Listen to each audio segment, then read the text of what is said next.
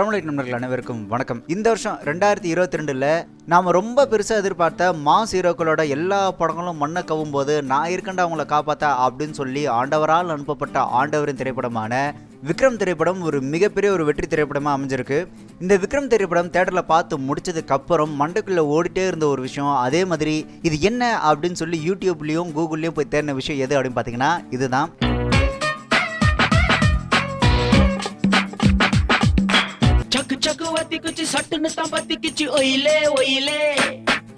இந்த பாட்டை நம்ம பல தடவை பார்த்துருக்கலாம், கேட்டிருக்கலாம். ஆனால் விக்ரம் படத்தில் வந்ததுக்கு அப்புறம் தான் செம்மையா இருக்குல்ல அப்படின்னு சொல்லி மறுபடியும் இந்த பாட்டை பார்க்கவும் கேட்கவும் தூண்ட வச்சது இந்த விக்ரம் திரைப்படம் தான். அதுலேயும் மன்சூர் அலிகான் ஸ்டெப்பு போடுறாரு இல்லைங்களா, அதெல்லாம் வேற ரகமாக இருந்தது.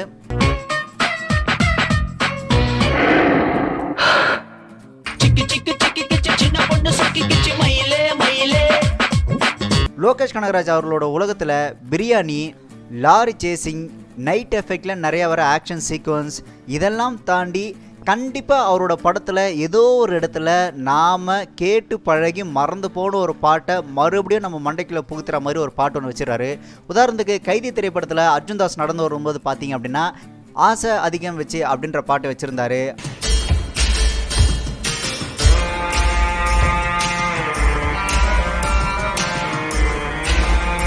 அதே மாதிரி மாஸ்டர் திரைப்படத்தில் பார்த்தீங்க அப்படின்னா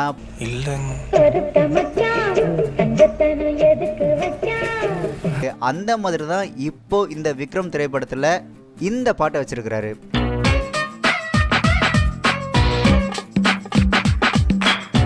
படத்தில் ஏதோ ஒரு நிமிஷம் 2 நிமிஷம் கூட வராத இந்த பாட்டு ஏன் நம்ம மனசில் இவ்வளோ ஆழமாக நிற்குது அப்படின்னு பார்த்தீங்கன்னா, திரைக்கதில் அந்த காட்சிகள் கண்டிப்பாக அது இருந்தால் ரொம்ப நல்லாயிருக்கும் அப்படின்னு எந்த இடத்துல கேட்குதோ அந்த இடத்துல ரொம்ப சூப்பரான ஒரு பாட்டை வச்சுருக்காரு லோகேஷ் கனகராஜ் அவர்கள்.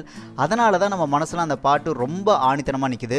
அதே மாதிரி அவரோட சாங் செலெக்ஷன்லாம் பாருங்களேன், மென்டலி அவரோட திங்கிங் எப்படி இருக்கும் அப்படின்றத எக்ஸ்பிரஸ் பண்ணுற மாதிரி தான் இருக்குது. ஒரு மாதிரி அதிரடியாக வேகமாக திங்க் பண்ணக்கூடிய ஒரு ஆள் ரசிக்கக்கூடிய பாடல்களாக தான் அவர் சூஸ் பண்ணுற பாடல்கள்லாம் இருக்குது. ஸோ அப்படி தான் இந்த விக்ரம் படத்தில் வச்ச இந்த சக்கு சக்கு வத்திக்கிச்சு அப்படின்ற பாட்டு. இந்த பாட்டை மறுபடியும் யூடியூப்பில் பார்த்து கேட்டதுக்கப்புறம் இவ்வளோ சூப்பராக இருக்கே, கண்டிப்பாக இதுக்கு ஒன்று தேவா அவர்களாக இருக்கணும், அப்படி இல்லைன்னா இளையராஜா அவர்களாக தான் இருக்கணும் அப்படின்னு சொல்லி யார் இந்த படத்துக்கு மியூசிக் டைரக்டர் அப்படின்னு போய் பார்த்தா நம்ம சமையல்காரரு. வணக்கம், குட் மார்னிங், வெல்கம், வருக to Adithyan's kitchen. Today's recipe very simple and easy. காளான் வித் எக், பாயில்ட் எக். வணக்கம், குட் மார்னிங், வெல்கம், வருக டு ஆதித்யன்ஸ் கிச்சன். இன்றைய ஸ்பெஷல் ஒரு நல்ல காரசாரமான ஒரு சிக்கன் சூப் வித் கொரியாண்டர், அதாவது கொத்தமல்லி சிக்கன் சூப். நான் நிறைய தடவை இவரை ஜெயா டிவியில் பார்த்துருக்கிறேன். காலையில் 8 மணிக்கு பார்த்தீங்க அப்படின்னா அந்த சமையல் ப்ரோக்ராம் பண்ணுவார். அதை அப்படியே ரிப்பீட்டடாக ஈவினிங்கும் போடுவாங்க. ஈவினிங் சமையல் ப்ரோக்ராமில் பார்த்தீங்க அப்படின்னா பறவை முனியம்மா அவர்கள் வருவாங்க, அப்படின்னா செஃப் தாமு அவர்கள் வருவாங்க. ஆனால் மார்னிங் சமையல் ஷோவில் பார்த்தீங்க அப்படின்னா கண்டிப்பாக ஆதித்யன் அவர்கள் தான் வருவாங்க. இவர் கிட்டத்தட்ட ரொம்ப வருஷமாக பண்ணிட்டு இருந்தார், ஒரு 7-8 வருஷம் அந்த ஷோ பண்ணியிருப்பாருன்னு நினைக்கிறேன்.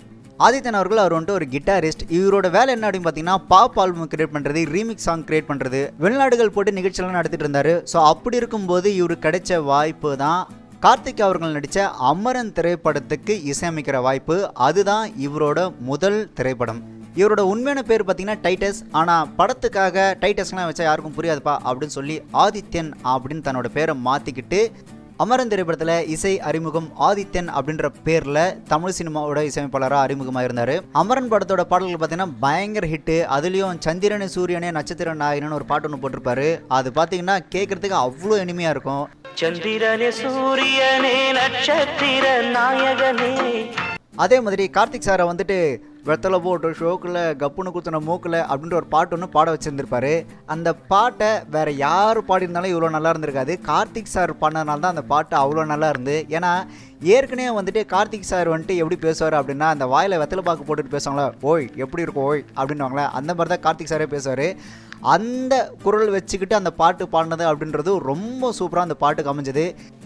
வெத்தல போட்ட ஷோக்குல நான் கப்புனு குத்துன மூக்குல அட வந்தது வாரு ரத்தம் இந்த அவர மர இப்போ வரைக்குமே கார்த்திக் சார் எங்கே மீட்டிங் போனாலும் சரி இல்லை வெளியே போனாலும் சரி, சார் எங்களுக்காக அந்த பாட்டு ஒரு லைன் பாடுங்களேன் அப்படின்னு சொல்லி கார்த்திக் சார் அந்த பாட்டை பாட வச்சு ரசிப்பாங்க. அந்த பாட்டு அவ்வளோ அருமையான பாட்டாக கார்த்திக் சாருக்கு அமைஞ்சது.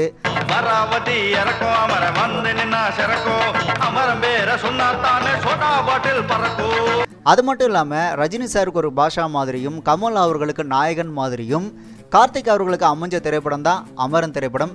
அதில் ராதாரவி அவர்களோட நடிப்பு ரொம்ப சூப்பராக இருக்கும். உங்களுக்கு டைம் இருந்தால் அமரன் திரைப்படத்தை பாருங்கள், பார்த்துட்டு படம் எப்படி இருந்தது அப்படின்றத கமெண்ட் பாக்ஸில் கமெண்ட் பண்ணுங்கள். அமரன் படத்தோட மிகப்பெரிய வெற்றிக்கு ஆதித்யன் அவர்களோட பாடல்கள் மிகப்பெரிய பக்கபலமாக இருந்தது. அதே மாதிரி அந்த படத்துக்கு பேக்ரவுண்ட் ஸ்கோர் ரொம்ப சூப்பராக கொடுத்துருந்தாரு. ஒரு மார்க்கெட் சீனில் பார்த்தீங்க அப்படின்னா கார்த்திக் சார் வந்துட்டு அவரோட பேர் சொல்லுவார். அவர் பேர் சொல்லும்போது அந்த இடத்துல ட்ரம்பெட் வச்சு ஒரு சின்ன பிட்டு ஒன்று கொடுத்துருப்பாரு. சூப்பராக இருக்கும் அந்த கேட்குறதுக்கு. யாருவன்? ஆண்டவ பெருமாள். அவனே இங்க வந்து காலை வச்சா கூட காலை ரெண்டையும் வெட்டிடுவேன்னு சொல்லு. அமரன் பேரை கேட்ட அமரன் சொல்லு.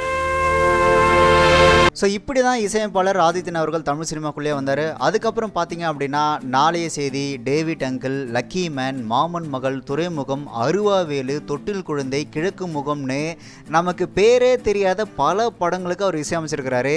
ஸோ இந்த படங்கள்லாம் பார்த்தீங்க அப்படின்னா அவருக்கு காலவாரி விட்டது அப்படின்னு தான் சொல்லும். 92 அவரோட இசை பயணத்தை அமரன் திரைப்படம் மூலமா ஆரம்பித்து 2003 கோவில்பட்டி வீரலட்சுமி திரைப்படம் தான் அவர் இசையமைத்து வெளியான கடைசி திரைப்படம். அதுக்கப்புறம் ஒரு படத்துக்கு இசையமைச்சிருந்தாரு, ஆனால் அந்த திரைப்படம் வெளியே வரல. ஸோ மொத்தமாக பார்த்தீங்கன்னா இந்த இடைப்பட்ட கேப்பில் மொத்தமே அவர் 24-25 படங்கள் மட்டுமே தான் அவர் இசையமைச்சிருக்கிறாரு. அதில் அவருக்கு பேர் சொல்கிற மாதிரி அமரன் திரைப்படம் அமைஞ்சது இல்லையா, அதே மாதிரி நெப்போலியன் அவர்கள் நடித்த சீவலப்பேரி பாண்டியன் திரைப்படத்துக்கும் இவர் தான் இசையமைச்சிருந்தார். சீவலப்பேரி பாண்டிய திரைப்படத்தில் அனைத்து பாடலும் ரொம்ப சூப்பராக இருக்கும். அதுலேயும் அந்த கிழக்கு செவக்கையில் அந்த பாட்டும், ஒயிலா பாடும் பாட்டு அந்த பாட்டும் ரொம்ப அருமையாக மியூசிக் போட்டிருப்பாரு ஆதித்யன் அவர்கள். வாழ்க்கை நாடகமா, என் பொறப்பு போய் கணக்கா, என் விதிய எழுதையிலே அந்த சாமியும் உறங்கியதே. அதே மாதிரி முரளி அவர்கள் நடித்து 1997 ரிலீஸ் ஆன ரோஜா மலர் திரைப்படத்தில் பார்த்தீங்கன்னா சிறப்பான பாடல்கள் அவர் கொடுத்துருப்பாரு. இந்த பாடல்களை நீங்கள் கண்டிப்பாக கேட்டிருப்பீங்க, ஆனால் மறந்து போயிருப்பீங்க. அந்த பாடல்கள் என்னென்ன அப்படின்னு பார்த்தீங்கன்னா ஆனந்தம் வந்ததடி ஆனந்தி இந்த பாட்டும், அதே மாதிரி அழகோவியம் அப்படின்ற பாடலும் ஆதித்யன் அவர்களோட இசையில் உருவான பாடல்கள் தான். அழகோவியம் ஆனந்தம் வந்ததடி ஆனந்தி உன்னாலே. ஸோ இப்படி அவரோட இசையில் வந்த பாட்டு தான் ஆர்கே செல்வமணி அவர்களோட கதை, திரைக்கதை, வசனம், இயக்கத்தில் வந்த அசுரன் திரைப்படத்தில் வந்த இந்த பாட்டு. சக்கு சக்கு வத்தி குச்சி அப்படின்ற பாட்டு. ஆதித்யன் அவர்கள் இந்த பாட்டுக்கு வித்தியாசமான இசையமைப்பை கொடுத்துருப்பாரு.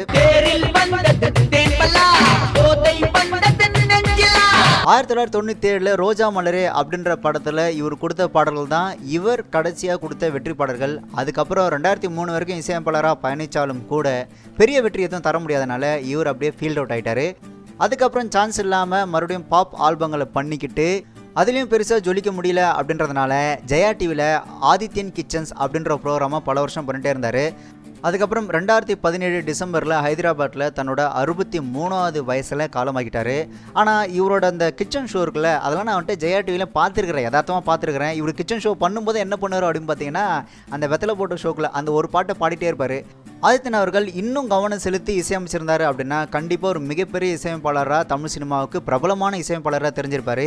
எனக்கு தெரிஞ்சு இப்போ நான் சொன்னதுக்கப்புறம் தான் இப்படி ஒருத்தர் இருக்கிறாரு அப்படின்னு கொஞ்சம் பேருக்கு தெரியும்னு நினைக்கிறேன்.